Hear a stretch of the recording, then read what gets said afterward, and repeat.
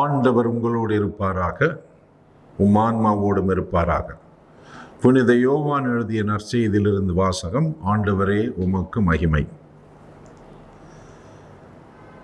நீங்கள் என் மீது அன்பு கொண்டிருந்தால் என் கட்டளைகளை கடைப்பிடிப்பீர்கள் என்று இயேசு கூறினார். உங்களோடு என்றும் இருக்கும்படி மற்றொரு துணையாளரை உங்களுக்கு தருமாறு நான் தந்தையிடம் கேட்பேன். தந்தை அவரை உங்களுக்கு அருள்வார். அவரே உண்மையை வெளிப்படுத்தும் தூய ஆவியார். உலகம் அவரை ஏற்றுக்கொள்ள இயலாது, ஏனெனில் அது அவரை காண்பதும் இல்லை, அறிவதும் இல்லை. நீங்கள் அவரை அறிந்திருக்கிறீர்கள், ஏனெனில் அவர் உங்களோடு தங்கியிருக்கிறார், உங்களுக்குள்ளும் இருக்கிறார். நான் உங்களை திக்கற்றவர்களாக விடமாட்டேன், உங்களிடம் திரும்பி வருவேன். இன்னும் சிறிது காலத்தில் உலகம் என்னை காணாது, ஆனால் நீங்கள் என்னை காண்பீர்கள். ஏனெனில் நான் வாழ்கிறேன், நீங்களும் வாழ்வீர்கள். நான் தந்தையுள்ளும் நீங்கள் என்னுள்ளும் நான் உங்களுள்ளும் இருப்பதை அந்நாளில் நீங்கள் அறிந்து கொள்வீர்கள். என் கட்டளைகளை ஏற்று கடைப்பிடிப்பவர் என் மீது அன்பு கொண்டுள்ளார். என் மீது அன்பு கொள்பவர் மீதும் தந்தையும் அன்பு கொள்வார். நானும் அவர் மீது அன்பு கொண்டு அவருக்கு என்னை வெளிப்படுத்துவேன். இது கிறிஸ்து வழங்கும் நற்செய்தி. கிறிஸ்துவே உமக்கு புகழ்.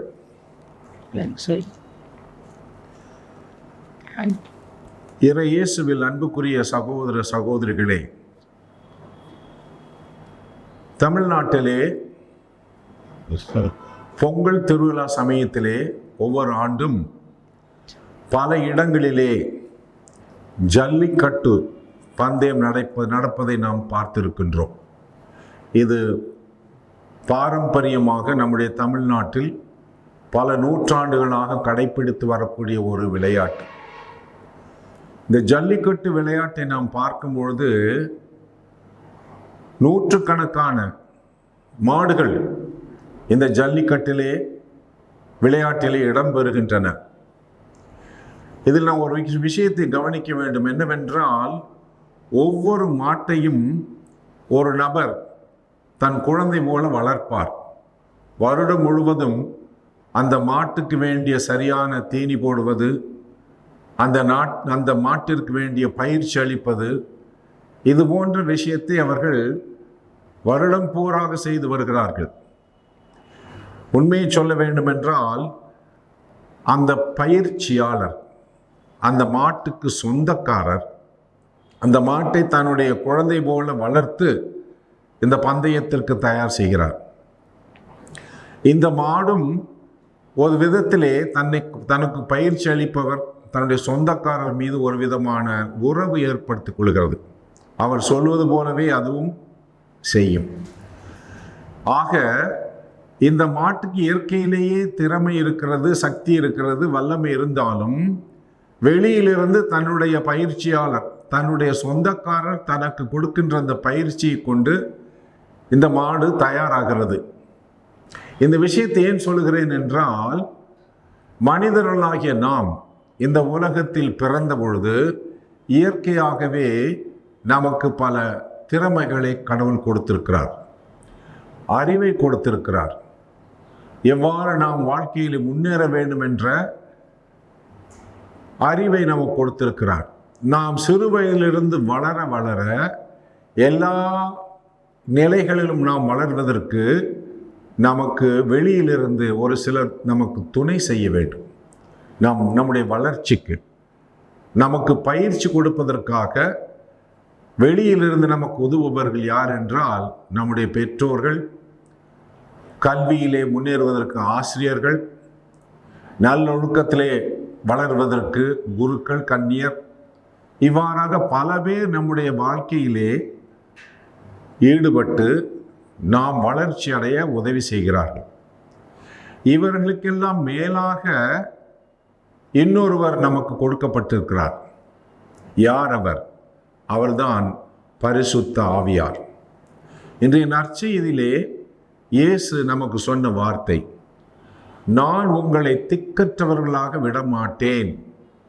உங்களுக்கு ஒரு துணையாளரை அனுப்பும்படி தந்தையிடம் நான் கேட்பேன் என்று உறுதி கூறுகிறார். இந்த வாசகத்தை நாம் எப்பொழுது வாசிக்கிறோம் என்றால், இயேசுவினுடைய இரவு உணவின் பொழுது தன்னுடைய சீடர்களுக்கு அவர் கொடுத்த அறிவுரைகளில் இதுவும் ஒன்று.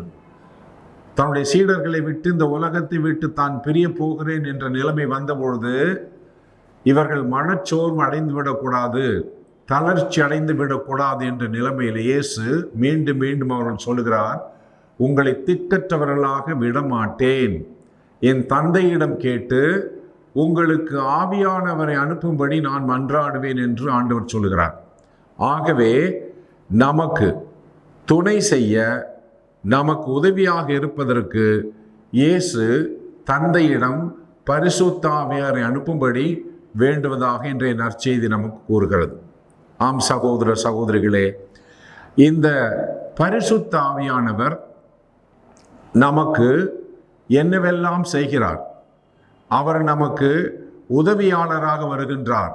நம்முடைய சார்பாக கடவுளிடம் பேசுபவராக அவர் நமக்கு கொடுக்கப்படுகின்றார். ஆகவே இன்றைய தினம் நாம் சிந்திக்க வேண்டிய வழிகள் 4 உள்ளன. அந்த 4 என்னவென்றால், முதலாவதாக இந்த பரிசுத்த ஆவியார் யார்? தந்தையிடமிருந்தும் மகனிடமிருந்து பிறந்து 3ஆம் ஆளாகிய இந்த பரிசுத்த ஆவியார் நம் ஒவ்வொருவருக்கும் கொடுக்கப்படுகிறார். உறுதி பூஸ்தல் என்ற அருட்சாதனத்தின் வழியாக நாம் பரிசுத்த ஆவியை பெற்றுக்கொள்கிறோம்.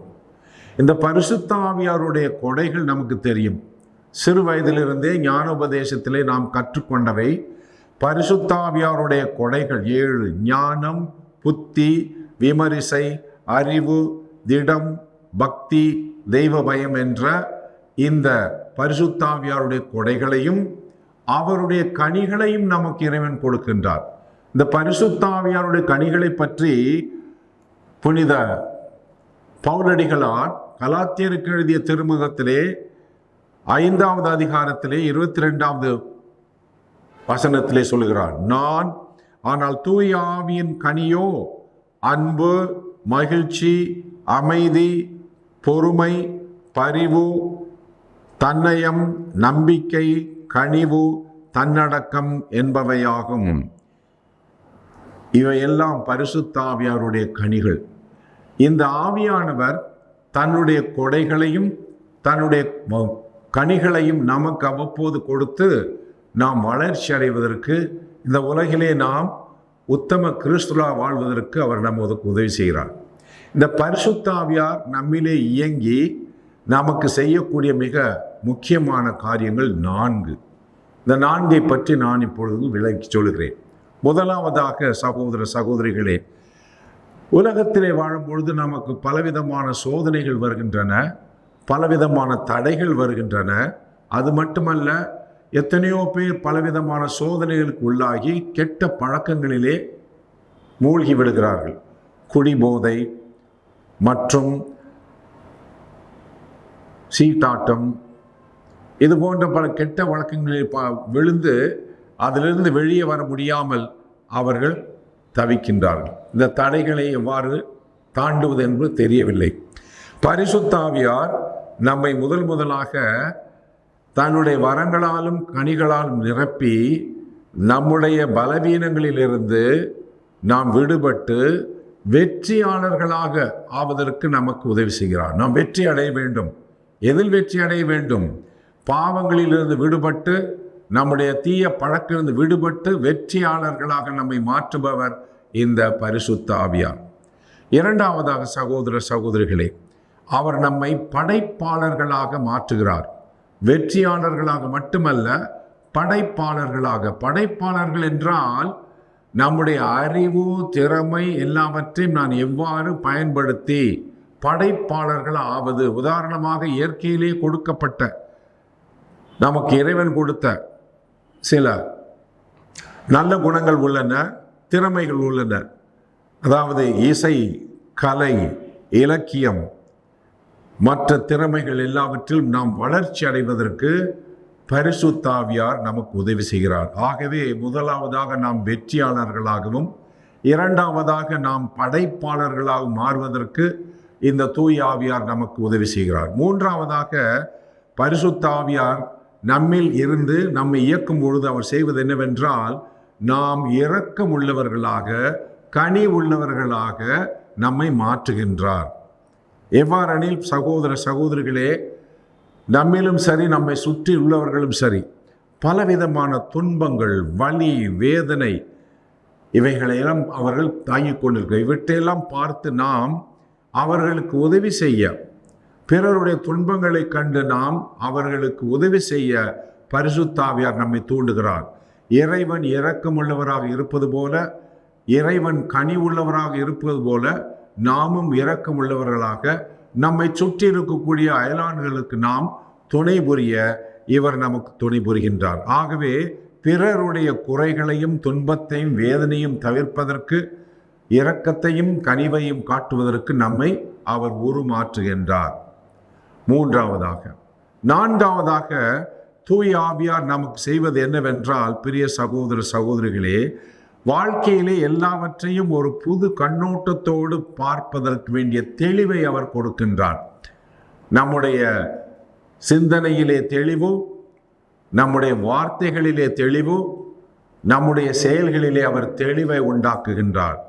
அப்படி என்றால் நம்முள் உறைந்திருக்கும் தூய ஆவியானவர் எல்லாவற்றையும் கடவுளின் கண்ணோட்டத்தோடு பார்க்கும் திறமையை தருகின்றார்.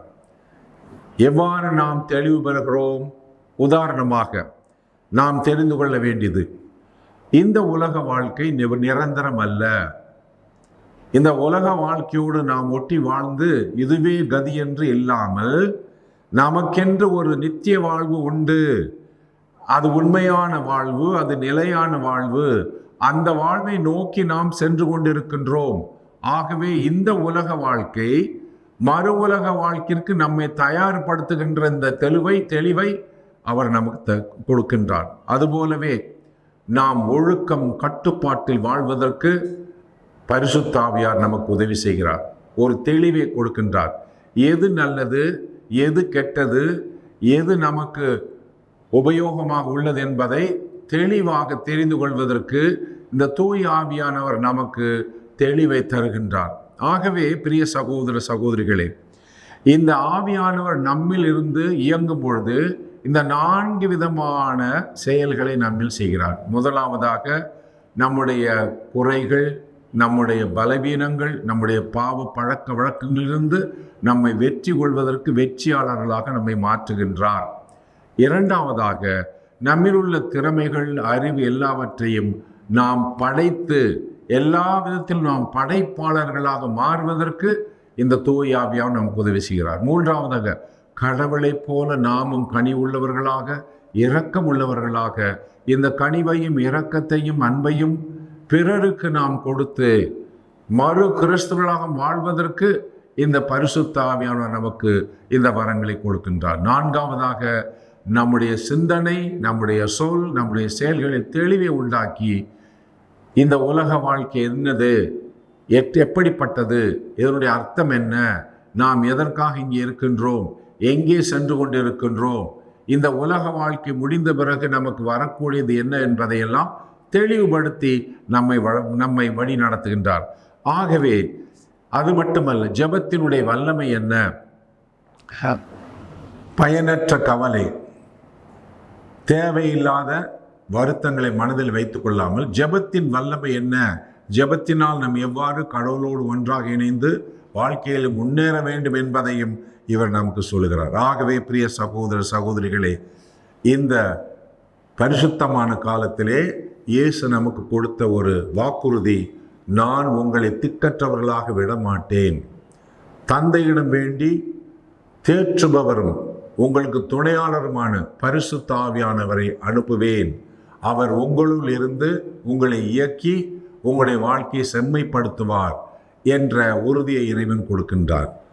மிக விரைவிலே நாம் பெந்தெகோஸ்து திருநாளை கொண்டாடப் போகின்றோம். அந்த திருநாளுக்கு ஆயத்தமாக இறை வார்த்தை நம்மை தயார் செய்கிறது.